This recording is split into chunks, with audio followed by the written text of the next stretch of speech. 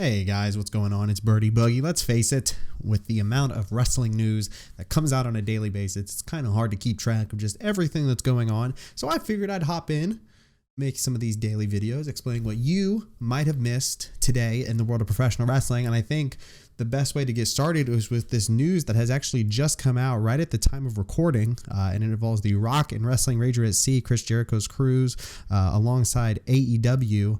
And what they actually just announced is that there is going to be a Rock and Wrestling Rager 3. Let me pull up the date for you. Rock and Wrestling Rager 3, triple whammy, February 1st through the 5th, 2021. The ship actually just set sail 30 minutes ago at the time of recording for the Rock and Wrestling Rager at 2, and where they're going to be also filming a taped episode of AEW Dynamite, which I think will definitely be interesting to see.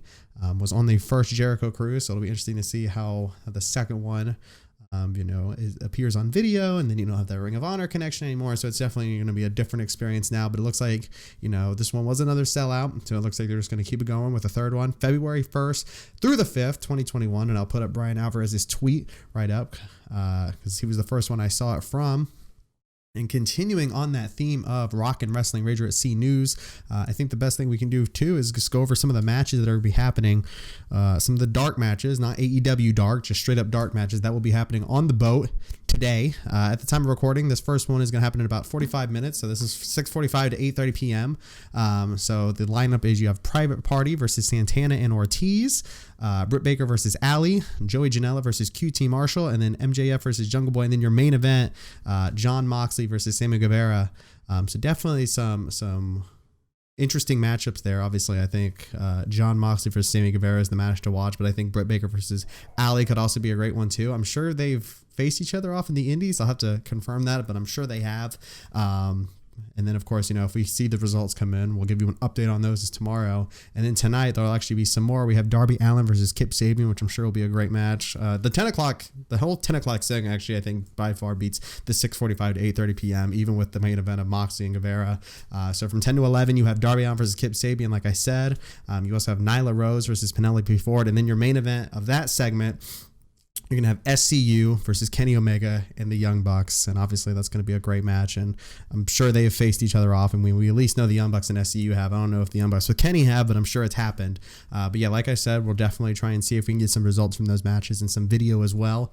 But yeah, so these won't be recorded anywhere. These aren't for AEW Dark, because from what I heard, they actually recorded 2 weeks worth of AEW Dark.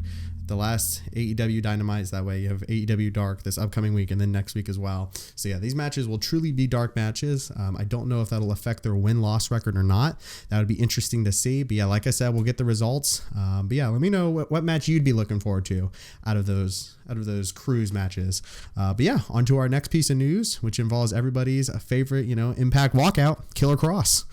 All right, so as I'm sure you all know, Killer Kross got released from his contract from Impact. He'd been trying to get out of that contract. He got out of it. And now, there's been a lot of speculation on where he might go. I think obviously the big favorite would be NXT, following his girlfriend Scarlett Bordeaux over to NXT.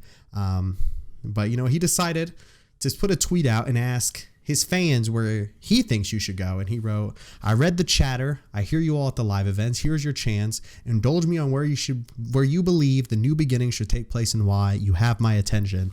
And the 4 choices we have here is New Japan, WWE, AEW, and Ring of Honor." And right now, AEW, at the time of recording, has a 3.5% lead. And that's with 22,000 votes. So definitely people are letting their voices be heard. And then, of course, WWE second with 40%. And then New Japan with a decent 12.8% vote. But I think at the end of the day, I think where he is going has already been decided. I think he's definitely going to follow Scarlett Bordeaux and go straight to NXT. I actually think of all the mistakes, or possible mistakes or criticisms you could lay onto AEW right now. I think the biggest one would be not giving Scarlett Bordeaux a blank check, because I think at the end of the day, wherever Scarlett Bordeaux went is where Killer Kross was also going to end up going. So, yeah, I think AEW, you can say what you want about their women's division. You can say what you want about their roster, period. But I think that was one of the biggest mistakes they've made, was not giving Scarlett Bordeaux just a blank check just to entice Killer Kross to come.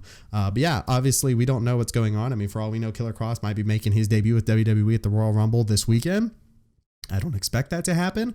That'd be interesting. But yeah, it's definitely, we see that tight grasp, that tight competition between WWE and AEW, but AEW does have that 3.5% lead. And honestly, this would be a huge get for AEW, because I think when it comes to star free agents, you have Moxley and you have Jericho. You could say Pac, but even then, I would say, Moxley and Jericho are really the only two star free agents AEW's been able to pull. We've seen that Marty's going to stay with Ring of Honor.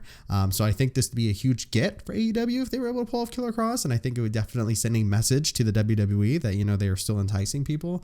But yeah, I think at the end of the day, Killer Kross is definitely going to follow Scarlett Bordeaux and, or straight to NXT or, possibly even main roster.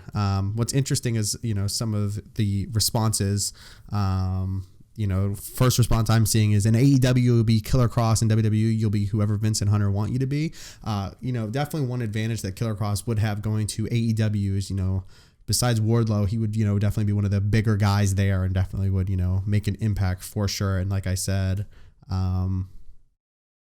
have that star power right off the bat.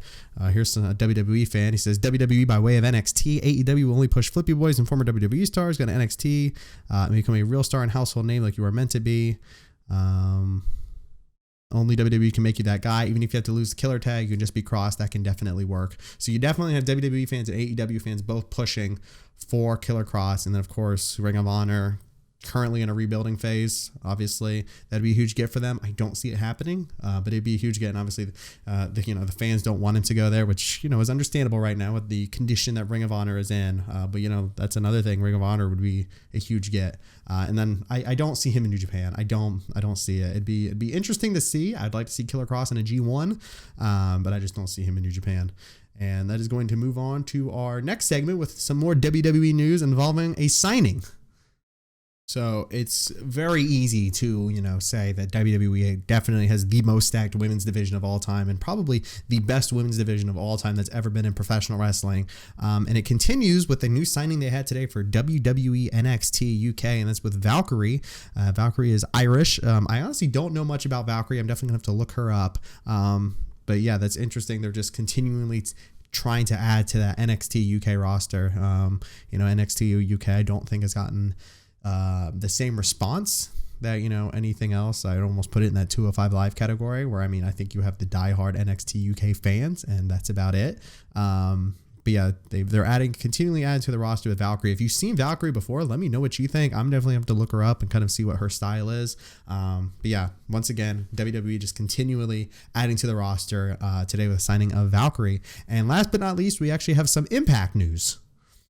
So obviously, I love Impact. I'm not going to lie. The Impact's always been the underdog that I've been trying to support, especially with the way their current booking has been. Right now, don't get me started on who their current champion is, but I think as a whole, Impact has continuously improved. And I was very excited to see that Impact is actually coming to Atlanta for the A-Town Beatdown on March 6th and 7th at the Coca-Cola Roxy. I'm very excited. I'm from Atlanta, so excited to see Impact here in Atlanta. But I think that's interesting that, they're continually, moving around. We'll see, what's going on. Just some quick spoilers in case you haven't heard. Jordan Grace is the new women's champion right now, so I think that's going to be interesting. And then, of course, who will be the first to challenge Tessa Blanchard for her Impact Championship. But yeah, I just thought this was interesting. Impact coming to Atlanta March 6th and 7th. So yeah, we'll see, what's going on in the Impact world around that time. And that's actually all the wrestling news I had for today. Of course, tonight is Monday Night Raw, and we'll have an update, more updates for you, more news tomorrow, along with what happened on Monday Night Raw. If you enjoyed this, go ahead and give me a comment. Let me know what you thought. If you enjoyed it, hit the like button. Go ahead and hit the subscribe button as well. But yeah, like I said, I think the big question is, what match would you be most interested in? Rockin' Wrestling Rager at Sea. And where do you want to see Killer Kross sign? I think I said both my answers for them, so I'm just going to let you say them down below. But yeah, I hope you enjoyed this, and I'll be back tomorrow with some more wrestling news, and I hope to see you there. Good night.